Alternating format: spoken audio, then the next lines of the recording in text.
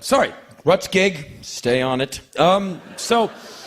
We all sound check. Paul arrives, he's good to go, he's feeling ready and fighting shape to play. The doors open, the place is sardine packed immediately, and all the bands start playing. The UK subs go on, forget it, they're perfect, a sing-along set, everyone's there singing along, myself included, and other bands are playing, and finally the Damned show up, and they sneak in through a back door, and they walk out on stage, and no one in the audience knew the Damned were coming, and to see like 800 or 900 people break out into spontaneous versions of the Happy Dance, realizing they're getting a free Damned show, it warmed my heart. People are just like, oh, there's another band.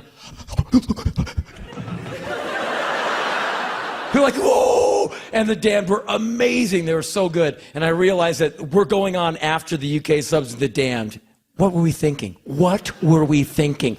And so in this little tiny backstage room, there I am with the three Ruts. I said, okay, Ruts, are you ready to rock? Like you've never rocked before. And they said, yeah, man, let's do it.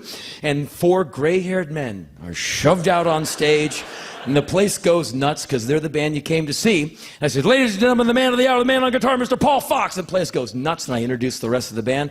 And I said, that's the Ruts, and this first song is called Something That I Said. And we go into the first song.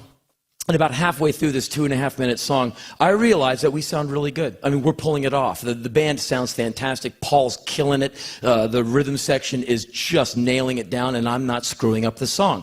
And I realized if we keep this up, there's a chance, albeit slight, that we may pull this show off. And so we get to the end of the song, and the audience is like, yay, that was good. And I turn around and look at my worthy constituents, and I see three band members looking at each other in disbelief, like, you were good. You were good. Henry, did you hear us? We played remarkably well. I said, yes, you were so good. You went in the right places. You went puta-pata, very, very nice. That was very good. We're like kids at a school audition. I think we've got it. I said, okay, here, for the next song, we're going to play together as a band. You're going to do your thing in the right place. You're going to do your thing in the right place. For my part, I'll put the words where they're supposed to go. And together, we won't suck. So don't suck on three. Ready? Break. And we keep playing.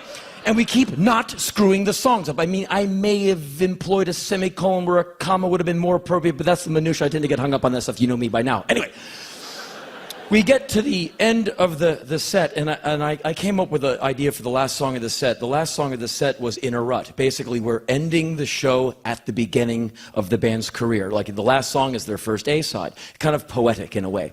And so I said, okay, folks, last song of the night. Boo! But it's In a Rut. Yay!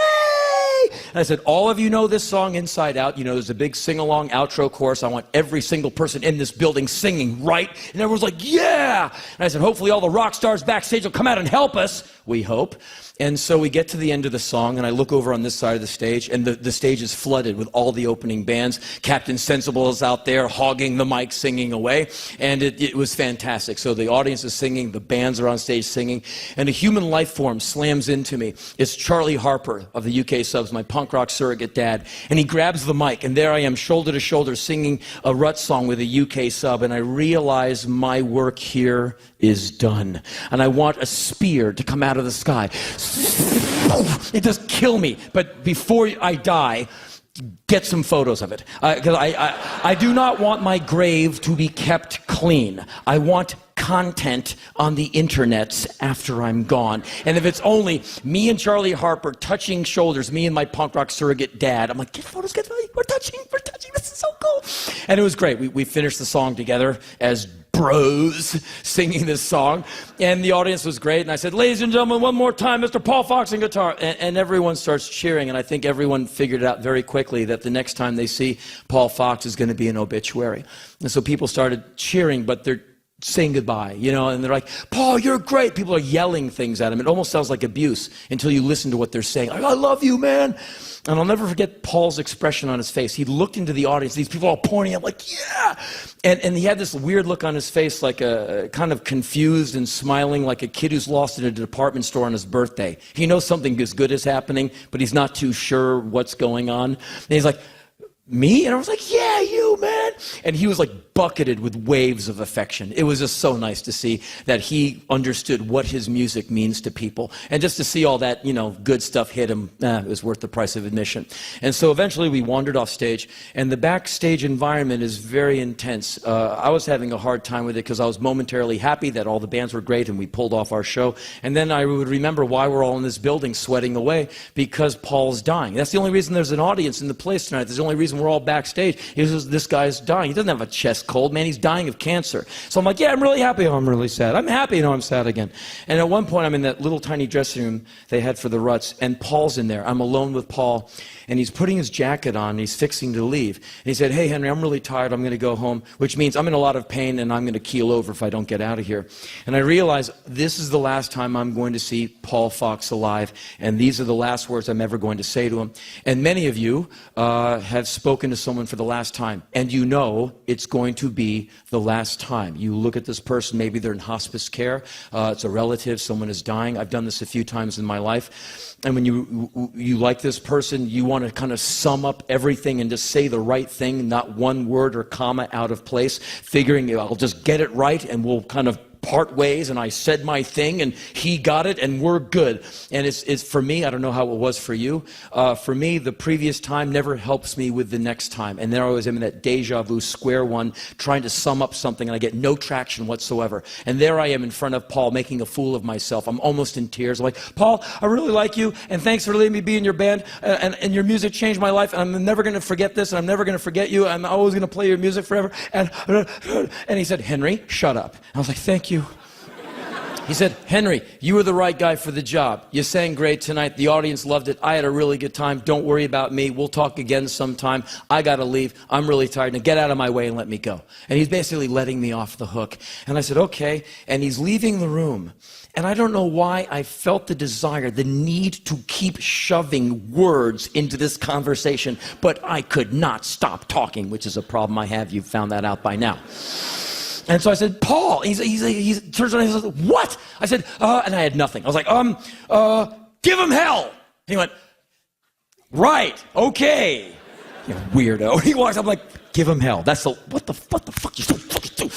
And so I watched him leave the building, and people are noticing. They're like, oh, Paul, and they're trying to do that thing. And Paul, some of these people, Paul is known for decades. Like, there's all these, punk rock people there, like Gay Advert and TV Smith of the Adverts, bust a blood vessel from Bad Manners, and that poor guy was just in tears watching him leave. Very emotional guy, very nice guy. And so everyone's watching Paul go, and everyone's like trying to reach for the, Paul, you remember that time and he's like, everyone, don't worry about it, be cool, shut up, go back to your thing, I'll be fine. And he left.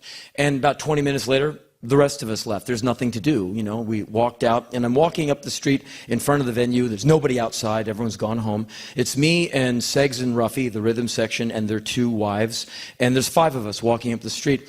And Segs points out a bar, a pub that's open. He says, hey, let's all go into that pub over there and hang out and talk about the evening.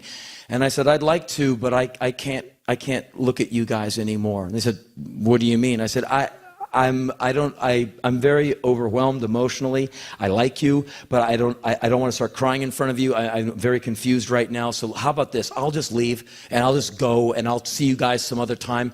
And they said, okay, that's cool. We understand. I said, and it's one last thing. And they said, what? I said, we're not assholes, right?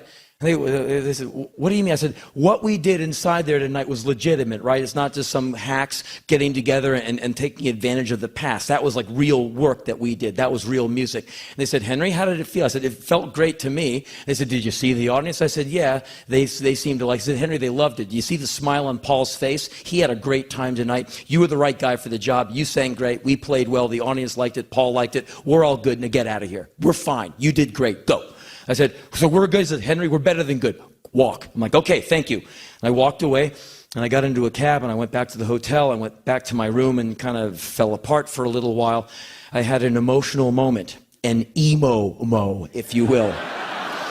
What can I say? And eventually got myself together, and a few hours later, I'm back at Heathrow International Airport. And the PS, the postscript to the story, is that Paul Fox, the guitar player in the Ruts, he died about 100 days after the show with his family around him, about 3 in the morning London time in October of last year. So Paul's gone, but if you think the show and the story was with me just kidding you, you can go on the YouTubes and you can find the whole show. Apparently it looks and sounds good. Me, I can't bear to watch it, but you can if you like. And also all their music is in print. It's on the internets, and you can find it. And I encourage you to do so, because as you can tell, I'm a fan.